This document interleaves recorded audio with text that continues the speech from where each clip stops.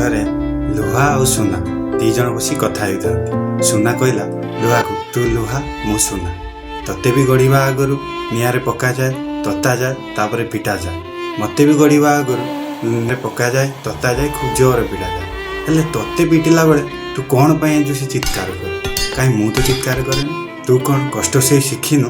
ତତେ ଏତେ କ'ଣ କଷ୍ଟ ହୁଏ? ସୁନାର ଏ କଥା ଶୁଣି ଲୁହା ଟିକେ ହସିଲା।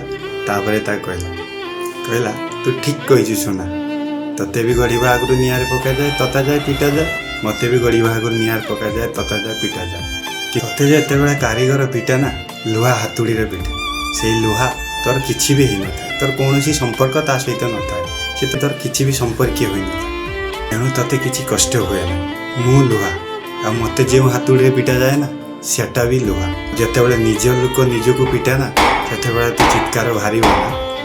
ତେଣୁ ହେ ବନ୍ଧୁଗଣ, ଆପଣ ନିଜର କୌଣସି ନିଜ ଲୋକକୁ କଷ୍ଟ ଦେବା ଆଗରୁ 100 ଥର ଚିନ୍ତା କରିବେ, କାରଣ ଆପଣଙ୍କର ପଦିଏ କଥା ତାକୁ ଯେ କେତେ କଷ୍ଟ ଦେବ ଆପଣ ଏଇ କାହାଣୀରୁ ଜାଣିପାରୁଥିବେ।